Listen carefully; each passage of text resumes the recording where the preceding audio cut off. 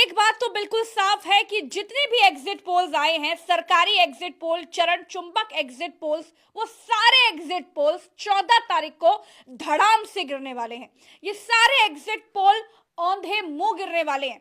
देखिए, जितने आपने एग्जिट पोल गोदी मीडिया पर देखे होंगे, वो सारे एग्जिट पोल एक ही भाषा, एक ही तरह के आंकड़े दिखा रहे हैं। ऐसा है भरत जी, जो बिहार की स्थिति को पूरी तरीके से साफ कर रहे हैं। कैसे सुपड़ा साफ हो रहा है सरकारी एग्जिट पोल्स का भरत जी? देखिए प्रज्ञा जी, 8, 9, 10 एग्जिट पोल, सरकारी एग्जिट पोल आ गए हैं जो हमेशा की तरह आते हैं। 2024 में भी हमने ऐसे ही एग्जिट पोल देखे थे जो 400 से ऊपर की सीटें नरेंद्र मोदी जी को दे रहे थे, और मोदी जी ने इसलिए कह दिया था कि अगली बार 400 पार, तो वो 400 पार की सीटें दे रहे थे खुश करने के लिए। हम लोग शुरू करें, बताना शुरू करें, उससे पहले एग्जिट पोल का खेल आपको थोड़ा समझना चाहिए। एग्जिट पोल का खेल ये है, 2 तरीके से एग्जिट पोल के पीछे खेल किया जाता है। पहला ये कि एग्जिट पोल में कहीं पर सरकार बनती जब दिखा देते हैं ये लोग, तो इसके पीछे सट्टेबाजी का एक बहुत बड़ा व्यापार है। वो व्यापार 2 से 3 दिन या जब तक रिजल्ट नहीं आ जाता है तब तक फलता फूलता है इन लोगों के बल पर। यह बहुत बड़ा व्यापार है एग्जिट पोल का, सट्टेबाजी का। दूसरा, सट्टेबाजी कैसे होती है वो बताएंगे तो बहुत लंबा हो जाएगा। बहुत सारे बाजार हैं, फलोदी सट्टा बाजार राजस्थान का, और बहुत बड़े बड़े बाजार हैं जिनमें जो फेवरेट टीम होती है, फेवरेट गठबंधन होता है, उसके उलट, यानी जो नहीं जीत रहा होता है उसके ऊपर कोई सट्टा लगाता है तो फिर उसको ज्यादा पैसे मिलते हैं जब उस दिन वो जीत जाता है। तो ये बहुत बड़ा व्यापार है, खैर इसको अलग रखते हैं। दूसरी चीज ये है कि इतनी बड़ी मार्जिन पर जीत दिखा दी जाती है ताकि जब काउंटिंग के समय वहां पर डीएम खेल करे, एसडीएम खेल करे, बेईमानी हो, या ईवीएम में जो धांधली, या ईवीएम में धांधली क्या कि जो सीसीटीवी बंद कर दिए जा रहे हैं स्ट्रांग रूम्स के, इनके भीतर अगर कोई गुंजाइश हो कुछ चीजें करने की, तो वो करने की गुंजाइश बन जाए और लोगों के दिमाग में पहले से एग्जिट पोल के जरिए ये डाल दिया जाए। ये एग्जिट पोल लोगों को कन्विंस करने के लिए होते हैं कि देखिए जी, आप कन्विंस हो जाइए कि यही परिणाम आएगा। देखिए एक बात तो बिल्कुल तय है, ताकि रिजल्ट वाले दिन लोगों को अकस्मात ये ना लगे कि होने तो ये वाला था, ये पलट कैसे गया।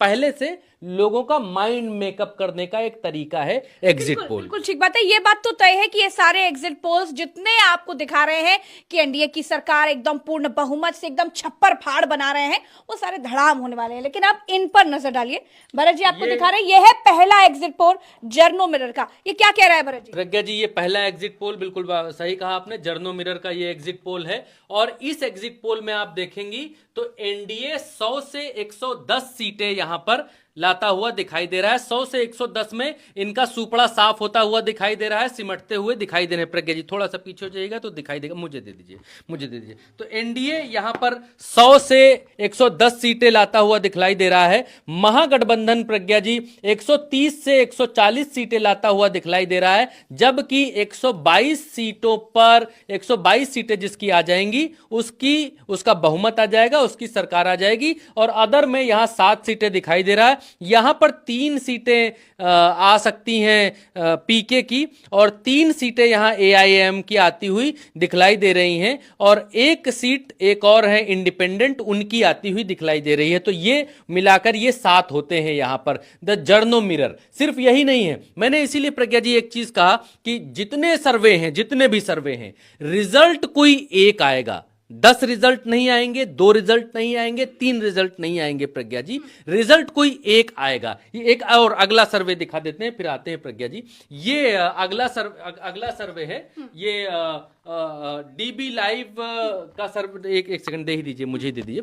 ये डीबी लाइव का सर्वे है, और इसमें एनडीए जो है वो 95 से 109 के बीच में सिमटता हुआ दिखलाई दे रहा है। 95 से 109 के बीच में। तो 122 सीटें जिस गठबंधन के साथ होंगी वही सरकार बना सकता है। यहां पर महागठबंधन 130 से 144 सीटें लाता हुआ दिखलाई दे रहा है, यानी बहुमत से ज्यादा।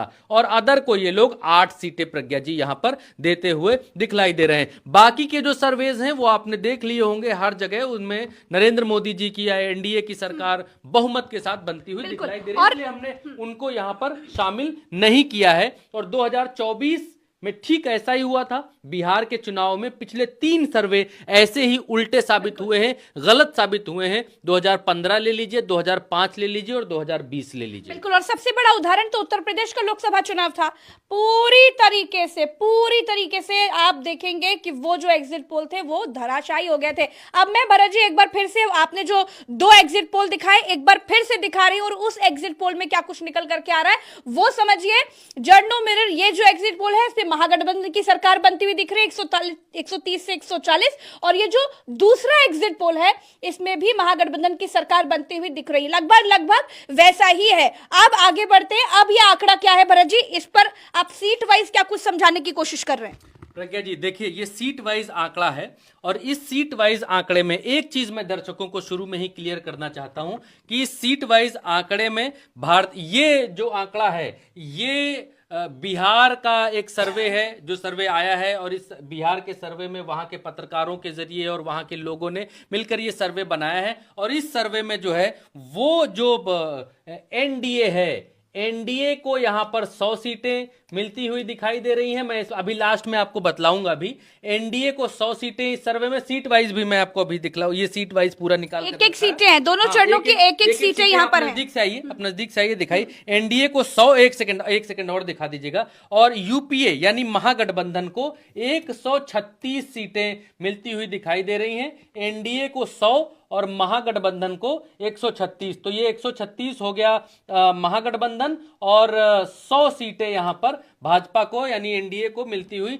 दिखलाई दे रही हैं। तो ये है टक्कर का हिसाब किताब। अब 1 नंबर सीट के हिसाब से आप देख लीजिए शुरू से, ये प्रज्ञा जी, ये और नजदीक से दिखाइएगा थोड़ा सा, ये वाल्मीकि नगर से 1 नंबर की सीट से शुरू होता है ये, और कौन किसके पास जा रहा है Valmiki Nagar, JDU, RJD, BJP. अब आराम से आप देखेंगे, वीडियो को रोकेंगे, पॉज करके देखेंगे तो आपको चीजें समझ में आएंगी और दिखलाई देगा कि कौन सी सीट कहां पर जा रही है, वो क्लियर कट आपको दिखलाई देगा। नजदीक से हम आपको दिखलाई देते हैं, बीच में कुछ चमक जैसी आ रही है उसको इग्नोर करिएगा। तो ये चंपारण की सीटें हैं, ये पूर्वी चंपारण की सीटें हैं, ये सीहोर की एक सीट है, ये समस्तीपुर की सीटें हैं, ये मधुबनी की सीटें हैं, यहां तक ये सुपौल की सीटें हैं, नीचे अररिया की सीटें हैं, और कौन सी सीट किसके पास जा रही है वो हमने लिस्ट वाइज यहां पर लगा दी है, उसको आप देख सकते हैं। फिर आप आगे आएंगे, यहां पर 51 सीटें हैं, इस सीट के भीतर 51 सीटें हैं।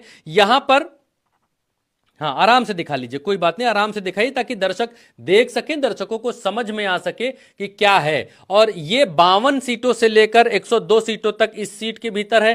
किशनगंज की ये सीटें हैं, ये पूर्णिया की ये सीटें हैं, कटिहार की ये सीटें हैं, मधेपुरा की ये सीटें हैं, सहरसा की ये सीटें हैं, दरभंगा की ये सीटें हैं, मुजफ्फरपुर की ये सीटें हैं, और गोपालगंज की ये सीटें हैं। अब इनमें आप देख सकते हैं कि कौन किसके पास जाती हुई दिखलाई दे रही है। बगल में सब कुछ लिखा हुआ है, फर्स्ट फेज, सेकेंड फेज की कौन कौन सी सीटें हैं वो भी आपको यहां पर दिखलाई दे रहा होगा, लिखा हुआ कौन किसके पास जाएंगी, कौन किसके पास जाती हुई दिख रही हैं वो भी आपको दिख रहा है। प्रज्ञा जी बस मैं 1 सेकंड लूंगा और खत्म करूंगा, और ये आप इधर जल्दी जल्दी से दिखा दीजिए। गोपालगंज की सीटें हैं, 103 से 152 नंबर तक की सीटें हैं, ये सीवान की सीटें हैं, सारण की सीटें हैं, वैशाली की सीटें हैं, और समस्तीपुर की सीटें हैं, बेगूसराय की सीटें हैं। और आप इसको धीरे से दिखाइए ताकि दर्शक रोक कर देख लेंगे, उनको जो भी सीट देखनी होगी, जहां की भी सीट देखनी होगी। आगे चलते हैं, आगे चलेंगे तो ये देखेंगे प्रज्ञा जी कि बालापुर की